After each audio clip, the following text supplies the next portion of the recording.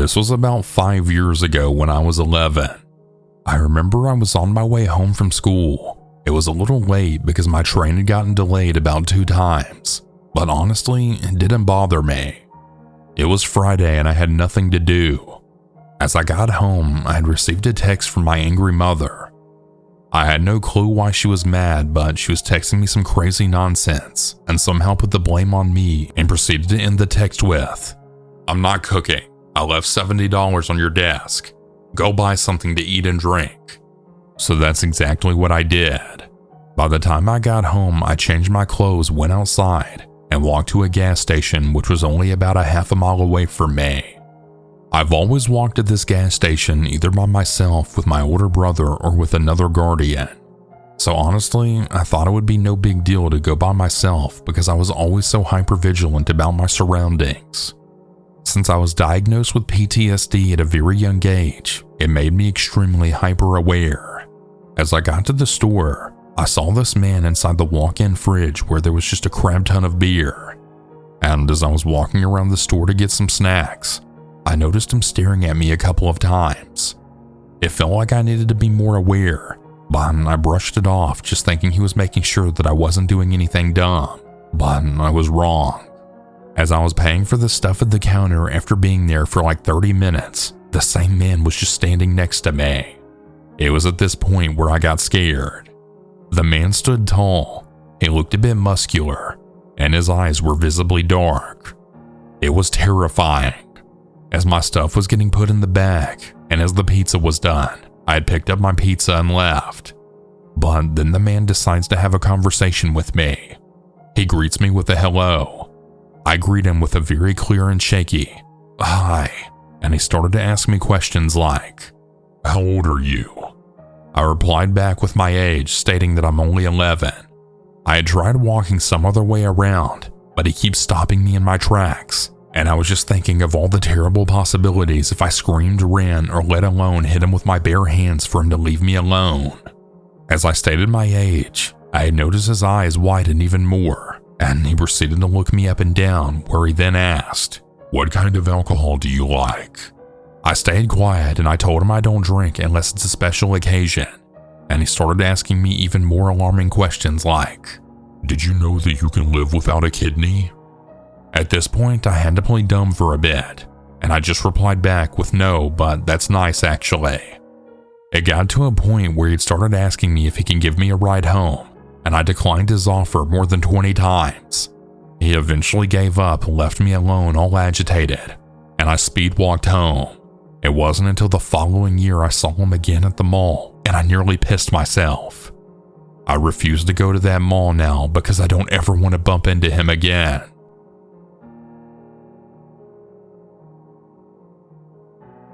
This is a completely true story, and it just happened an hour ago. For context, my wife and I are on vacation in Mexico. We both honestly are loving it here, and the situation doesn't change that, but I am reevaluating security. My wife and I went out to dinner and walked back to our hotel. We get inside our room, we're setting things down, etc. A few minutes go by, and there's a knock at the door. A man quietly says something in Spanish in an inflection that's trying to get our attention. Think room service or something. My wife looks at me wondering who would be at the door. At this point, I should clarify that we did have the do not disturb tag on the door. A few seconds go by, and there's another knock at the door. My wife signals for me to go to the door, and so I go over. At this point, we've made no sounds for probably a minute before and during the knocks. Just as I reached the door, the keycard unlocked the door and it opened. A dirty-looking man had just opened the door and was about 2 feet away from my face. I put my hand on the door to prevent it from opening any further. I think he was just as surprised as I was. He starts speaking Spanish, and I hear the word Wi-Fi somewhere in there. I then say, "No hablo español." In broken English, he tries to ask if the Wi-Fi is down. My wife says it's not. I'm kind of just shell-shocked by what just happened, and I keep my hand on the door as he talks and eventually leaves. I shut the door and engage the physical lock this time. I usually do this, but we had just walked in and wanted to set stuff down. I talk with my wife and we try to gather our thoughts about what just happened. Essentially, a man knocked, got no reply, and then he let himself in and asked about the Wi-Fi? No. This was a clear burglary attempt, and he had a master key card and thought we weren't home. A minute or two later after this went down and we've collected ourselves and then understood what just occurred, I passed this information to the front desk just in case this guy attempts the other doors as well. They seem to take it seriously. No updates beyond that. The fact that this just happened has my mind kind of blown, and I don't know if I fully processed it yet. Like, what if we were back 30 minutes later? Probably would have lost some stuff. 5 minutes later, we walk in on a guy in our hotel room.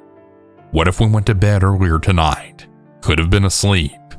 The AC is loud, and I don't know if I would have heard the door knocking through my sleep. If it was going to go down, surely the way it did was optimal. But those ifs are crazy. I'll definitely be storing our valuables in the safe now. Should have done this too, but we just recently got here. Lesson learned. In the future, stuff is going to immediately be in the safe, and the lock is getting immediately engaged.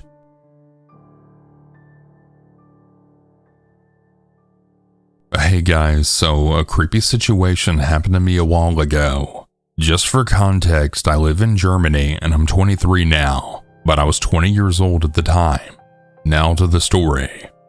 I was on my way home from a party in the city. Since I had been drinking, I took the tram. Unfortunately, I had to get off at a stop because the tram only went that far, about 3 stops from my actual destination. Since it was dark around 1 or 2 a.m. and I didn't feel like walking through a forest, I decided to wait 45 minutes for the next tram. There were a few houses nearby, a swimming pool, and the forest. At the tram stop, no one was around. Then a woman approached me around 50 years old with a backpack. She seemed quite confused but not threatening. She was wearing slightly ripped jeans and shoes. She randomly asked me what my name was. I told her it was Tom, a fake name. She asked if I was also taking the tram, and I said yes. Then, out of nowhere, she sat down on the ground and had started telling me this story, warning me to be careful. She said that she'd had problems with some Bulgarians involved in pimping, etc. It was so random I couldn't really process it. She seemed drunk, and she also gave off the vibe that she might have a mental illness. Still, I felt like she needed someone to talk to, and people like that can be unpredictable. So I listened, even though it didn't feel right. She kept talking about her daughter and her son, and then later claimed she didn't even have a son, even though I had asked her how old he was. She kept circling back to the Bulgarians like it was some kind of obsession or tic.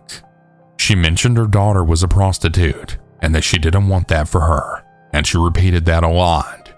She asked if I had a girlfriend, but before I could answer, she immediately switched back to talking about her daughter again. This went on for about 25 to 30 minutes until she asked me if I had a cigarette. I said no, and she said that maybe she still had some. She started shaking out her backpack and tissues and chains came out, and then suddenly a knife fell right out of the bag. It was kind of like a small dagger. I was shocked and froze a bit. She kept looking for the cigarettes, all while I was thinking, crap, this is getting way too creepy. The fact that she seemed mentally unstable didn't help at all. She didn't find any cigarettes, just sat back down on the ground and just said, well, I guess we're not smoking then. The knife was laying on the ground the whole time, and I tried my best to ignore it. My instinct was to run, but I didn't think that would be a good idea. I didn't know what might happen if I tried. So I stayed calm and kept the conversation going, asking her random questions. She didn't really answer directly, just kept rambling. Eventually, she gathered her stuff and picked up the knife. She asked me if I thought it was cool or something. I just said, yeah, it's cool, I guess, or something like that. I had no idea what else to say. Then she said a sentence I'll never forget. I only used it for the Bulgarian. No one touches my daughter. She said it in a serious tone, and then she laughed and said it was a joke. I kind of forced a fake laugh, But by then I was just way too creeped out. Thank God the tram arrived shortly after. My goal was to sit at the very front near the driver just in case anything happened, but out of nowhere she decided to not get on the tram. No idea why. She stood up, said goodbye to me, and just told me to stay the way I am. When the tram doors opened and I quickly got in, she waved at me, and then she disappeared behind a hedge. When I got home, I thought about it a few more times. She definitely had some sort of mental illness, but at the same time, she was kind to me, kind of. Like she had two personalities, sometimes serious, sometimes nice. I still don't know what the deal with the Bulgarian was. Maybe he didn't even exist. Maybe she lost her daughter and made this whole story up as a way of coping. Or maybe her daughter really was trapped in prostitution and she was planning something.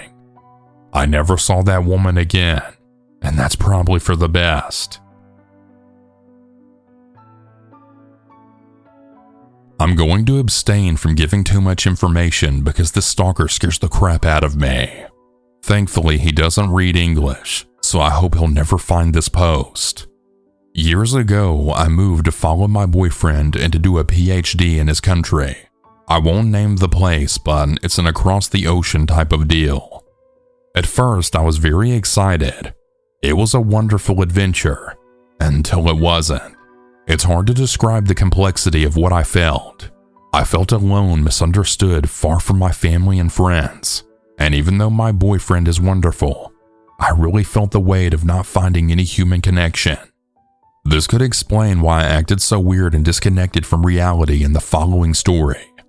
I'm also a very naive woman, and I like to see the best in the people around me. This has been problematic more than a few times, but this story is maybe the worst example where this candid attitude got me. My boyfriend and I are into BDSM. We do it alone on our own, and we do not participate in events or anything. I do have an account on a known BDSM website. I go there to find new ideas for our sessions, and I sometimes but rarely post pictures. No face, no tattoos, and I often wear wigs. I get contacted by interested doms every once in a while, even though I clearly state that I'm not free. Usually they send copy-paste messages, so I just ignore them. Once in a while though, I'd get a more personal message and make an effort to answer that I'm not interested and that I'm in a relationship. This is how my discussion with Nick started. He didn't approach me with a, "Will you be my sub?" but with curiosity about how I got into BDSM, stating that he was quite new to the domain and he was really interested in understanding the way of life. So I gladly explained. Explanations turned into discussions. He told me that he was in the police and that he was investigating drug cartels. He also told me that he was married and that he had kids. Interestingly, we had a lot of hobbies in common. A lot. I won't go into the details about those hobbies, but they're kind of specific. Feeling very lonely, combined with the fact that I felt I could trust him because he was married and had kids, I accepted his invitation to start texting on WhatsApp. I want to be clear here. My boyfriend knew about this from day one. Plus, we had been talking on this website for almost 3 months before switching over to WhatsApp. He was very friendly and very interested by my day-to-day life. He'd share pictures of his kids and of investigations he was working on. This went on for another 3 months. Then, one day he told me that he had to interview a suspect close to the town where I lived, and he asked if we could meet for coffee. I agreed, and we met for the first time. Before anyone panics, my boyfriend was hiking with a few friends for a few weeks. I texted him, but he didn't have signal. Plus, we have a very trusting relationship.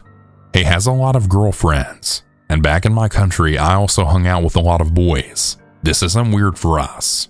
Back to the first encounter. It felt as if we had known each other for years.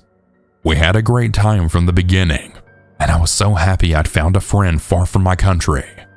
He knew that I loved reading thrillers and enjoyed murder investigation videos, so he showed me his gear. Handcuffs, sampling kits for small investigations, other restraints, etc.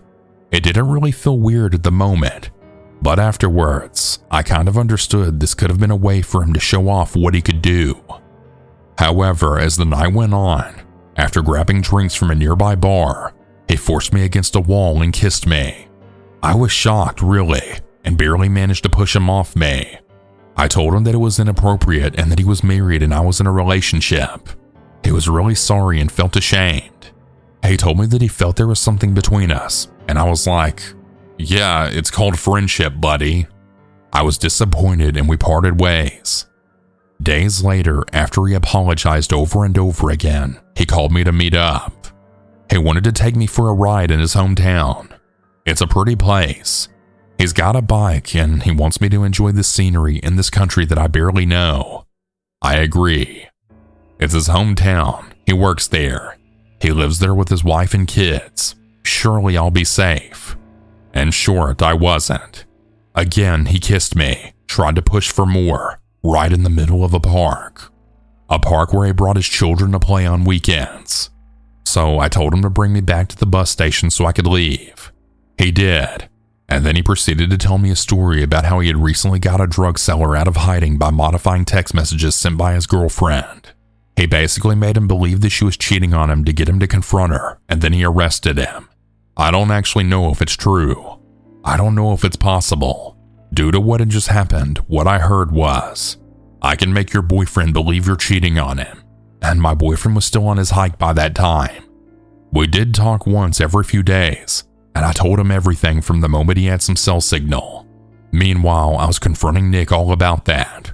His behavior was really strange as he went from, I'm sorry, I think I'm in love with you, to, if you tell the cops, who do you think they'll believe? Their colleague or an immigrant? I got really scared and had tried to cool things down with them. I just felt that he could go crazy at any moment. He clearly wasn't used to girls refusing him. At that point, I thought it would be safer for me and my boyfriend to maintain contact with Nick, albeit with less enthusiasm than before. But after understanding how obsessed he was, I blocked him from all platforms where he knew I had an account. But he found me. He sent me my address, asking if I loved living in that particular part of town. I never gave him my address. I guess he could pull some strings at the station to get my info. He even came to visit me at my job. I was so scared, I just played it off as if everything was okay. I told him that my boyfriend wanted me to cut ties with him because he was angry about what had happened, which was true, but I also wanted him out of my life. I didn't know how he would react if I told him, however. Nick insisted that I loved him, that I could be his mistress, that my boyfriend didn't even have to know. He was obsessed with me, and he didn't even hide it anymore. He told me how he wanted to have sex with me, how we'd be a great couple, how we'd father our kids. He went from, I'll be great husband material, to serial rapist in a matter of seconds. I refused him again and again, blocking him, changing my accounts, etc. I got pretty scared when I got calls from unknown numbers. I was terrified when I saw anyone slowing down on a motorcycle close to my apartment. I was wary of going outside and going to my job. The quarantine was welcomed for me, really, and I didn't get any news from him for months. And then I broke my cell phone. I knew that I could transfer all my numbers from one phone to the other, but I didn't know it would unblock previously blocked numbers. Days later, I got a message from him. He told me that he had divorced his wife, that he still loved me, and that he wanted to marry me. He apologized for making me believe that I was only mistress material, and that I was worth so much more than that. He said my boyfriend didn't love me, that I deserved better, and that he was waiting for me. When he saw that I saw his message, he said, "Finally, I thought you'd never unblock me." Does this mean that he had been sending this message over and over again in hopes that I'd finally see it? That narcissistic man used all the manipulation tactics that he knew. He had told me before we met in person how he had learned those skills to toy with criminals, to have them tell the truth and admit to crimes. Fortunately for me, I had dated manipulative men before, and I knew the signs. Basically, he wasn't used to not getting what he wanted. He was attractive, rich, and interesting, and he knew that. I blocked him again, and we moved a few months later. I just hope he doesn't get his hand on this information. I believe Nick's last move was trying to hack into my Instagram, as I got a notification that someone from his hometown had tried to connect to my account. So, obsessed cop who chased after me for over a year, I hope I never hear from you again. When I was 18, I was living in a small town. I was friends with the ratty skaters around, and they helped connect with this dude who sold weed. He was 29, I think, at the time, and he gave me pretty good deals and lived nearby. I wasn't driving at the time, so this was convenient for me. His name was Max. Max has always struck me as a weird dude, but I honestly quite liked his weirdness.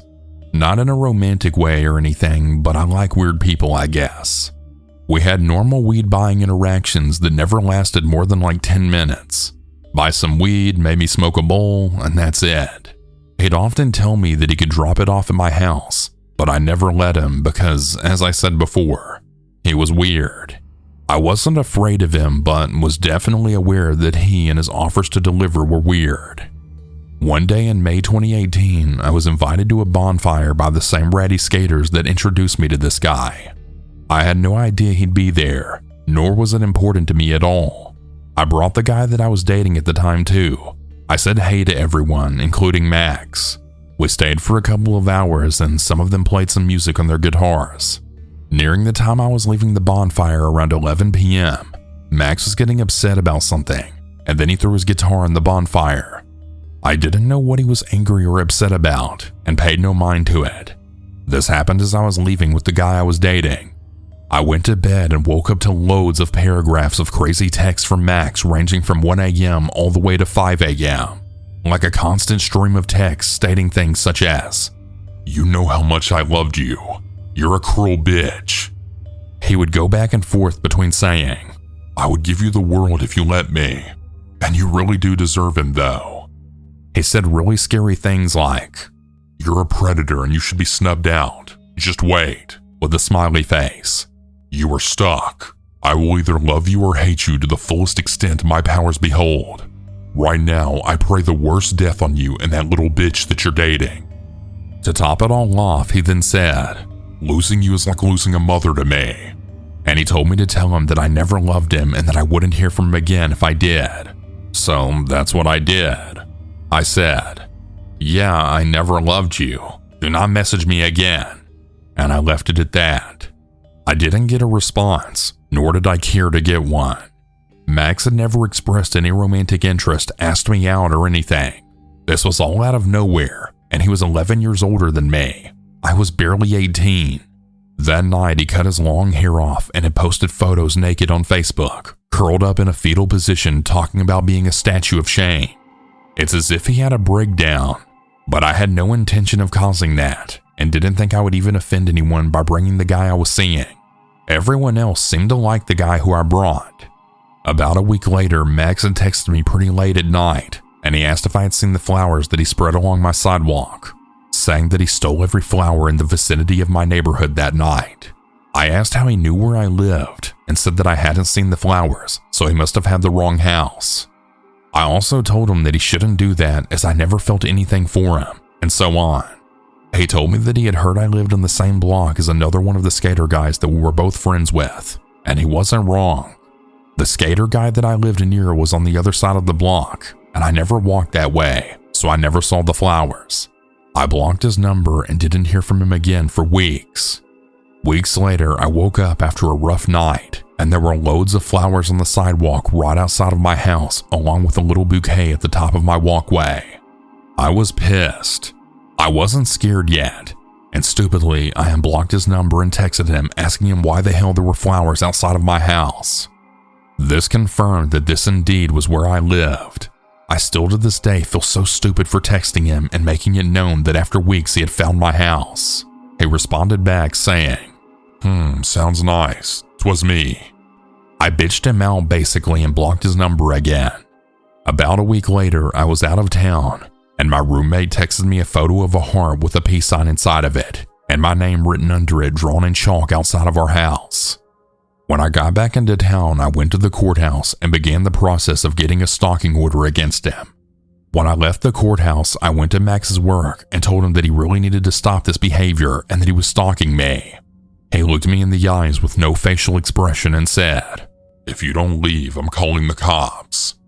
I got angry and said loudly, "Go ahead, call the cops. I was just talking to them about you," and then left his work in a rage. Soon after this, I began driving again. I once drove by him and he noticed it was me. The next day, I woke up with my car covered in flowers. I presented my case to the judge and she put the stalking order in place. He was served with it by police officers, and I thought that was that and that he wouldn't be bothering me again. I was wrong. After the stalking order was served, he had made several other chalk messages on my sidewalk, left random gifts for me like chalk, and he beheaded my little pony heads on beer bottles. I always brought these things to the police station, but they said that I needed to catch him doing it, take a photo, or get a security camera. So I got a security camera and really hoped I would catch him. It turned out my security camera was stupid, and I couldn't just watch the videos it took, but had to skip through second by second by hand. It was an impossible task. I was absolutely terrified of leaving my house at night at this point. I never had my curtains open anymore, and I was so frustrated that my livelihood was being taken away from me. Ultimately, I unblocked his number in hopes that he would text me, directly violating the stalking order, and after a few days, it worked. He sent me a weird text saying something like, "Forgive me. We are charming. This is harming. Let us try again." By now, it's September 2018, and he finally goes to jail. He's facing up to a year in jail, and he has to stay there until our court date. I finally started calming down. I'm able to go outside at night now, even if just to get in my car. I also have my curtains open sometimes. I'm starting to feel alive again. Right when I started feeling secure in my small town life again, someone posted bail and he was released after only 3 months in jail, and I went right back to living in fear. We still had court dates coming up, and I was optimistic that he would serve more time for ruining my life for so long. His lawyer kept pushing the court date back to gather evidence, and after about 6 months of pushing it back, the state decided that he wouldn't do anything more and basically closed the case. I had moved out of town 3+ hours away at this point, so he didn't actually have an option to continue this behavior. Living in this new place, I really feel safe. I can walk at night and I don't have to have my curtains closed all the time now. It's been over a year since they decided to close the case. About a month ago, he began responding to my friends' Instagram stories, friends that live here in this new town, telling them how fond he is of me, etc. I have always had him blocked, but my Instagram isn't private, so he must have found them that way. I have since changed my account to private, and he hasn't messaged any more friends of mine since. I refuse to be fearful now the way I was then. He will never find where I live or where I work now. However, my life is forever changed after this experience. I will always be more aware of people and their weird energy. I will always close my curtains early in the evening and make sure that all of the windows and doors are locked. I will always live a little bit in fear. Maybe not of him, but of it happening again. He ruined my life for a year, and I truly wish he had gotten that time in jail. He deserves it.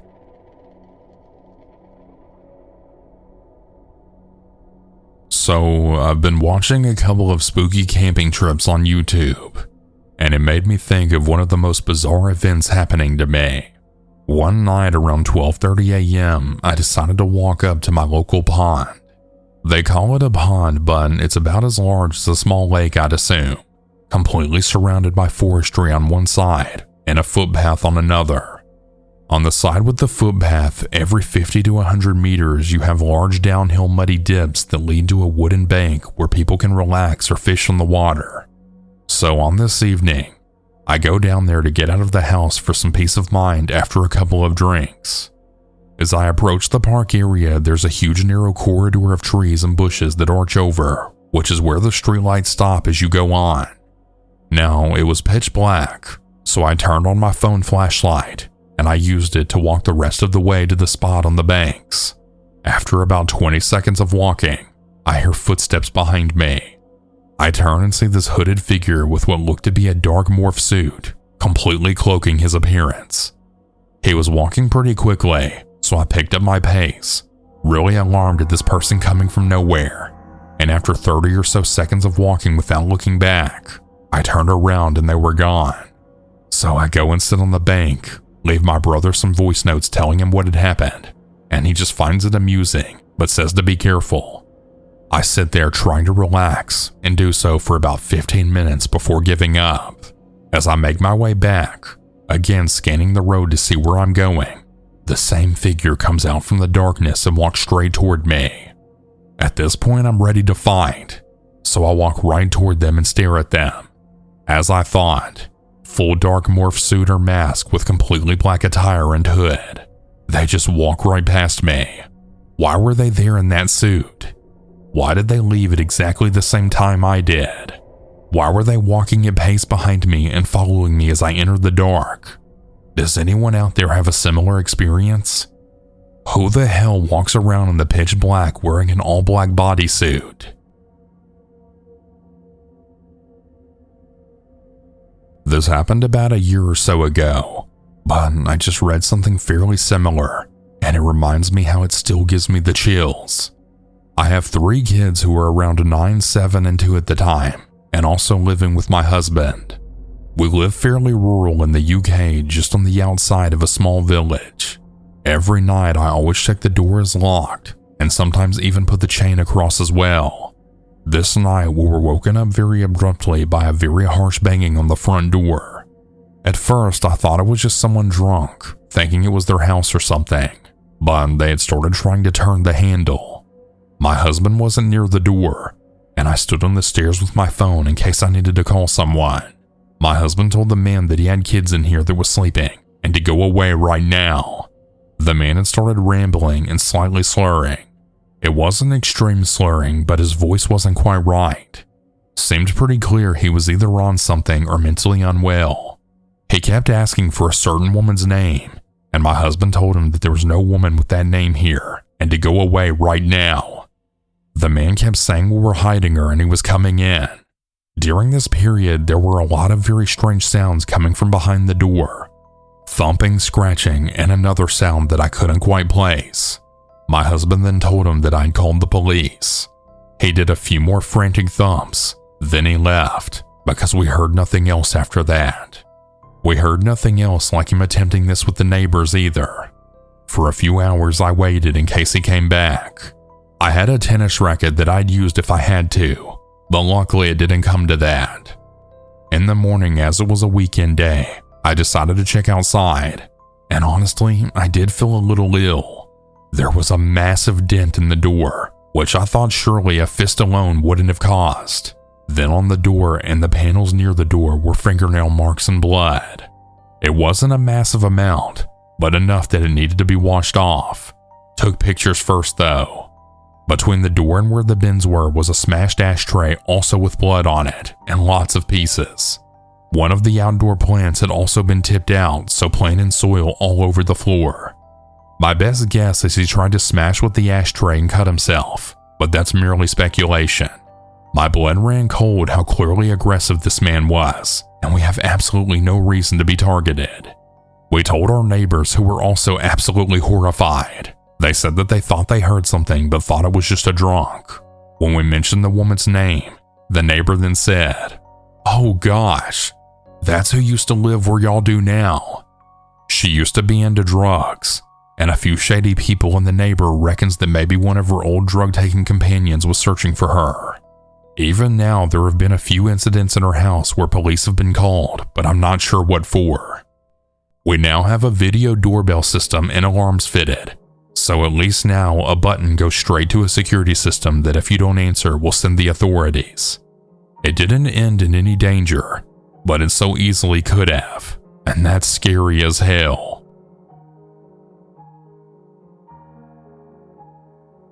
This past Monday, my coworkers and I returned to our hotel from a day out of work in the field. Rebecca and I walked to our rooms, and as we stood outside of our rooms, I opened mine and saw someone in the bathroom. I said, "Hello?" Nobody answered. My first instinct was that it was a cleaning lady in there for some reason, and then I saw my bag with my clothes in her hands. I said to my coworker, "There's a woman in my room." Then I asked the woman, "What are you doing with my stuff?" It gets a little fuzzy here because I can't remember everything I said and what she said, but she kept mumbling about how her key had still worked, how it still worked, and that's how she got in. I was in shock, and she was obviously very flustered having been caught mid-robbery. She dropped my bags and fumbled around with her purse and a white plastic bag. By this time, my coworker was behind me watching all of the insanity unfold. This woman was scrambling and was walking towards the door, and I then said, "What's in the bag?" Thinking it's probably my stuff, so she said, No, it's just my things. I'll show you." And so she did.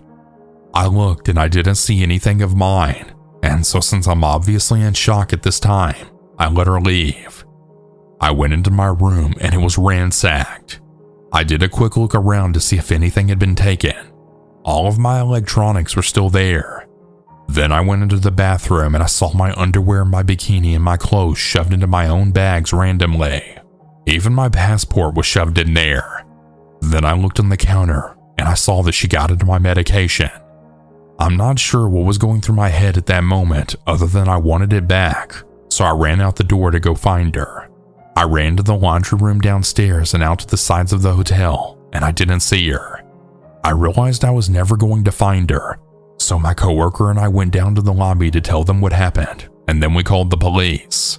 We went back to my room to wait, and I noticed that there's a metal bat on my bed a little larger than one of those novelty wooden bats you can get at a baseball game, but there's also a flashlight on the end of it. She must have left it behind in her hurry. She also left behind a necklace that must have fallen out of her bag when she was scrambling with mine. I was mostly freaking out at this point because I thought she had gotten away with my medication, which I really need. The police got there and took our statements and looked around the room as well. One thing that I noticed was that there were bits of drywall in the sink, and I pointed that out to the cops, but none of us really knew where it came from. We started looking at the door and the windows to see if she had pried her way in somehow, but there was nothing. So we kind of just went with the idea that she had a spare key or something, even though the hotel front desk was adamant that there was no way that could be possible. The officer that came brought 2 more officers as backup because they thought the woman might still be in the vicinity. But after our statements were taken, there was really nothing else they could really do, so they left. I sat down to finally make some calls to tell people, and as I'm on the phone, I'm thinking about the drywall in the sink, and it still didn't make any sense to me. So I'm on the phone and I'm looking at the drywall and the mirror on the wall right above it. And then it hit me. I got my coworker and I asked her to help me pull this mirror right off the wall. We then took the mirror down and there's a hole just big enough for a desperate junkie to squeeze right through. I asked Brian and Rebecca if I should call the cops again to let them know that I found this, and my boss said, "There's 2 cop cars still in the parking lot." So I went down to tell them, and no joke, the female cop kind of rolled her eyes, but the young guy said, "I'll come check it out." They both came back up, looked in the hole, and they found a pillow, blankets, cigarettes, clothes, and toothbrushes. The woman had been living in the wall behind my mirror for God knows how long. She had full access to me and my room at all times. I know it might be hard to picture. There was a crawl space about 2 feet wide in between the 2 rows of rooms. One of the officers actually called the original officer to come back and take pictures of this. She explained to them what's going on, and all I hear over the radio is, "Holy crap, no way. Okay, I'm on my way back. I'll be there in a second." He comes back, takes pictures, and is just as mind blown as the rest of us. Obviously, we packed up and left immediately. What's even crazier is she's probably been there for a long time. The last time we stayed at this hotel, I would smell cigarette smoke, and I just assumed someone was smoking in their bathroom and it was traveling through the vents. But nope, it was just a junkie that was smoking on the other side of my mirror. She had access to other rooms too. The holes in the walls were from a renovation, and the hotel just hadn't properly patched it and just covered up with mirrors. She could have been hanging out in people's rooms whenever they were gone. Anyway, this was really insane, and I'm taking a little time off.